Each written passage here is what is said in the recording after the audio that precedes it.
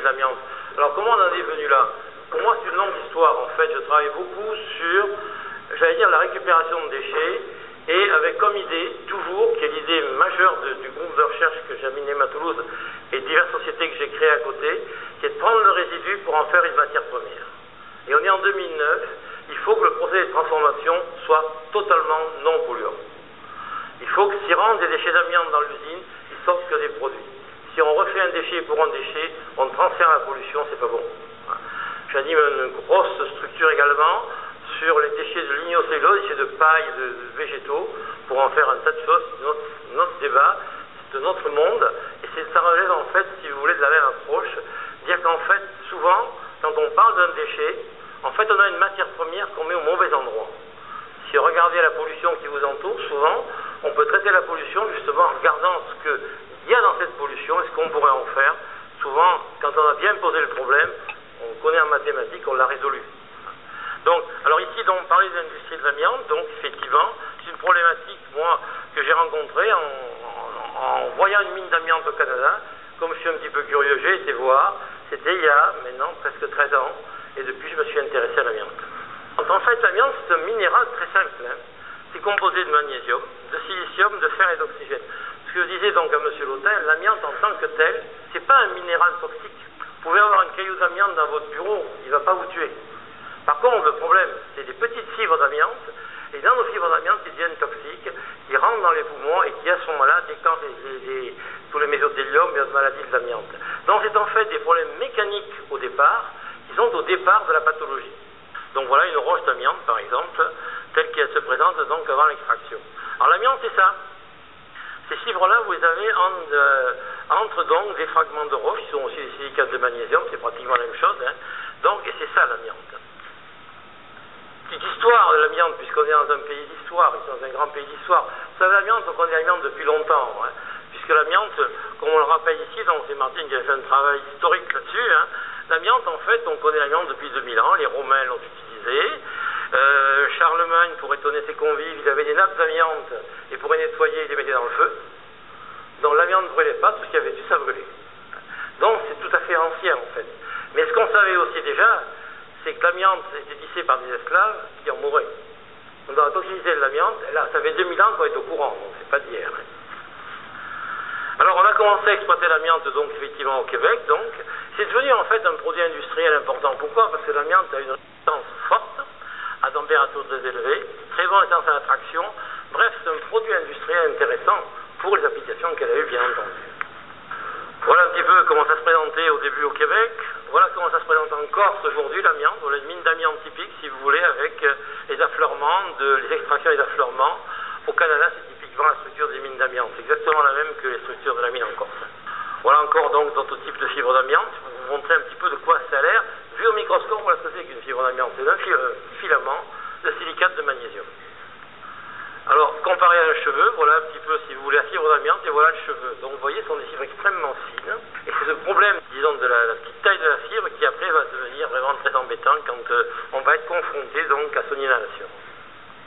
Toxicité. Bon, toxicité, comme je vous l'ai dit, donc, l'amiante est cancérigène depuis 1977, pardon. Hein. Donc, et aujourd'hui, aujourd'hui, c'est interdite. Depuis à peu près 13-14 ans, donc, les grandes sociétés qui ont beaucoup utilisé l'amiante ne l'utilisent plus. Eternit, par exemple, avec qui nous travaillons donc sur le problème, parce qu'Eternit voit positivement le problème et essaie de le résoudre avec nous.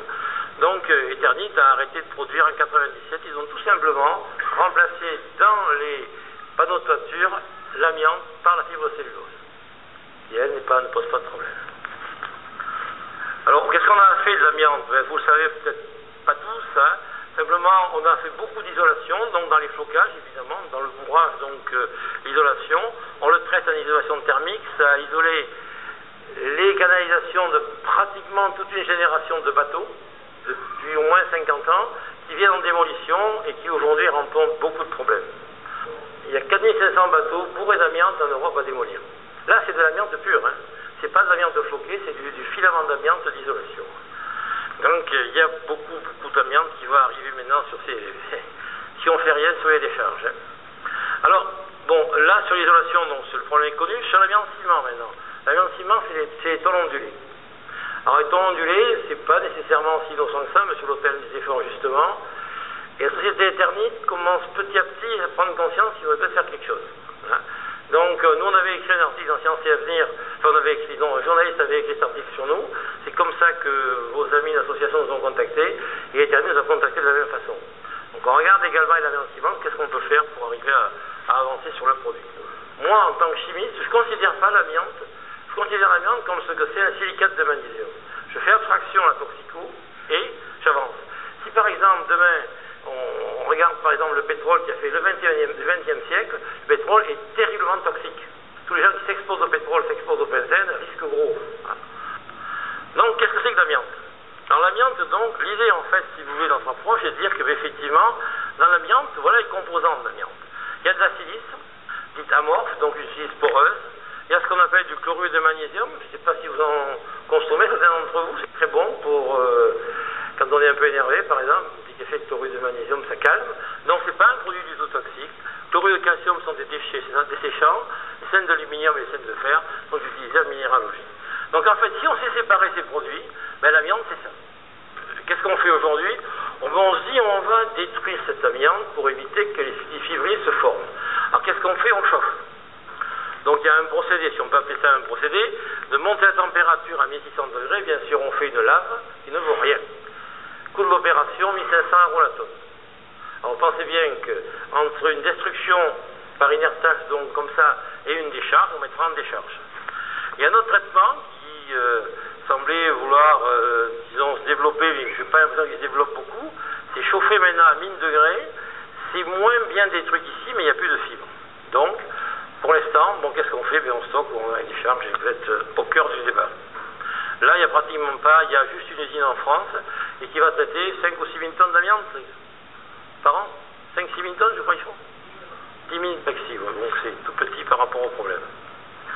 Alors voilà les produits de l'amiante, les cordons d'isolation, essentiellement. Donc alors, là, voilà, la séparation, comment on va faire? Figurez-vous que c'est tout simple. C'est pas compliqué du tout. Vous avez tous entendu parler de l'acide chlorhydrique, c'est un acide simple, hein, qui aujourd'hui, en fait, est produit dans le monde en quantité considérable. Quand on fait de l'acide chlorhydrique, on fait la soude. La soude, vous l'avez utilisée chez vous pour débouffer des canalisations ou autres. La soude est un produit industriel important, très consommé. L'acide chlorhydrique, non. Pourquoi? Parce que maintenant, les produits chlorés qu'on utilise sont relativement tous interdits. Les solvants chlorés sont interdits, les fréons, les produits qu'il y avait dans les frigos avant sont interdits. Donc, ça vaut vraiment pas cher du tout. Hein. Donc, il suffit simplement de faire réagir l'acide chlorhydrique dans des conditions, disons, pas très compliquées, même simples technologiquement, et on va simplement transformer le chlorure de magnésium. En fait, le magnésium ici sous forme d'oxyde, on va en faire du chlorure de magnésium. La silice, en fait, si vous voulez, l'amiante, c'est une armature. Imaginez une armature, donc, et on veut enlever ce qu'il y a dans l'armature. L'armature, c'est la silice, c'est le sable. C'est du sable, en fait, mais poreux. Hein. Donc, ce sable poreux, il contient l'oxyde de magnésium, ici. On va le transformer en chlorure, et de l'autre côté, il contient du fer, on va le transformer en oxyde de fer. C'est tout. Donc, ici, pardon, on va transformer en chlorure de fer. Voilà simplement l'approche technologique. C'est pas compliqué du tout. Ça se fait bien au laboratoire, donc l'attaque se fait à chaud, ça se fait très facilement.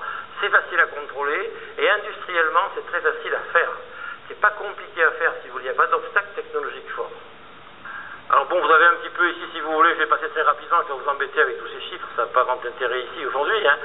Simplement, vous avez ici le produit amiante. On va séparer. Alors si on part par exemple ici d'une tonne donc d'amiante, on va avoir à peu près une demi-tonne de silice, du chlorure de fer d'un côté, à peu près 600 kg donc d'un côté. On va rajouter ici de la masse à l'acide chlorhydrique ici qui va se rajouter à tout ça, et l'hydroxyde de fer. Donc ça, en fait, on a été les premiers à séparer l'hydroxyde de fer. C'est là où notre procédé nous a permis, on a breveté le procédé. Il y a 2 brevets donc internationaux qui ont été déposés, puisque cette problématique, si on laissait le fer dans la silice, on ne pouvait pas la valoriser. Donc aujourd'hui la silice, il y aura certainement moyen de faire quelque chose d'intéressant. Alors pour l'amiante-ciment, maintenant c'est un peu plus compliqué, puisque là on a une grande masse qui n'est plus donc de l'amiante, mais qui est du ciment. Alors là ça pose un petit peu plus de problèmes, puisque on a beaucoup de ciment, donc carbonate de calcium dedans, ou de carbonate de calcium tout court, et on va avoir donc une autre problématique. Alors les déchets vous les connaissez aussi, hein, c'est les tôles. Alors ici si vous voulez, il faut isoler les 5 produits. Bon là je vous fais grâce également du process, simplement on va faire 2 attaques, une première à froid pour virer donc le calcium ici, hein, et une seconde qui va être simplement la même opération que tout à l'heure. Alors ce qui est intéressant, c'est que les produits que vous avez là sont des produits chimiques classiques, qu'on rencontre commercialement, qui sont parfaitement étalonnés, qui ne sont pas particulièrement toxiques, ne le sont pas, ou très peu, donc, dont on sait parfaitement donc utiliser économiquement donc l'intérêt sans problème particulier. Donc ces matières premières, qu'est-ce qu'on va en faire des produits qu'on a obtenus? C'est des matières premières pour la chimie. On a déjà donc on a fait une étude de marché là-dessus qui s'est révélée, disons, relativement positive, puisque en fait tous ces produits ont des marchés. Et sur tous ces produits, les industriels de la chimie peuvent relativement facilement se positionner s'ils dépassent le fait que l'amiante est le produit de départ.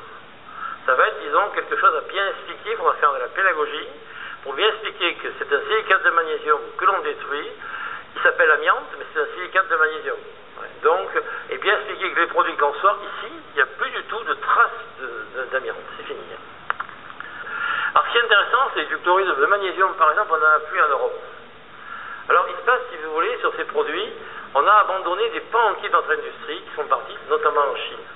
Par exemple, sur le magnésium, on commence à se poser la question, il n'y a plus de production de magnésium en Europe, et il serait temps peut-être à se reposer la question de refaire venir ce genre de production. Je ne sais pas si vous savez, mais par exemple, on est tous passés aux lampes à basse économie, à basse énergie, donc ces lampes, on les présente comme très écologiques. Il y a quelques précautions sur le sujet, parce que d'abord, elles ne sont pas si facilement recyclables que ça, elles utilisent ce qu'on appelle des terres rares, et aujourd'hui, il n'y en a plus qu'en Chine. Donc on ne fabrique plus que ces lampes en Chine. Si demain les Chinois arrêtent d'en fabriquer, on ne s'éclaire plus. Donc il y a quand même une question qui se pose, ce qui fait qu'on vient de réouvrir en catastrophe une mine en Australie, au cas où. Donc sur le magnésium, on a le même problème, donc moi je pense que là, il y a un marché qui va être très intéressant sur le chlorure de magnésium. Chlorure de calcium, alors lui, avec l'éternit, avec le fibrociment, pas d'avoir des grosses quantités. Ce qui est intéressant, c'est qu'effectivement, donc, c'est aujourd'hui un produit qui est tout à fait intéressant pour tout ce qui est traitement des routes d'hiver. C'est pas polluant, contrairement au chlorure de sodium. Donc on peut le sortir à un prix qui n'est pas très éloigné du chlorure de sodium. Donc là encore, il y a des sorties industrielles qui sont tout à fait faisables. Alors maintenant, si vous voulez, on en est où, nous? À quel niveau on en est, nous? À l'université, donc, effectivement, on a mis au point dans la technologie, on l'a développé sur plusieurs kilos. Là, maintenant, il faut passer à ce qu'on appelle une petite usine pilote de démonstration. C'est ce qu'on est en train de regarder, donc je pense qu'on va avoir un financement de l'enseignement de la recherche. On a fait une demande avec Eternit. Donc, ce qui est intéressant pour vous à savoir, c'est qu'il y a un grand de l'amiante, qui a beaucoup, je vais dire, entre guillemets, pollué, qui maintenant a envie de se racheter.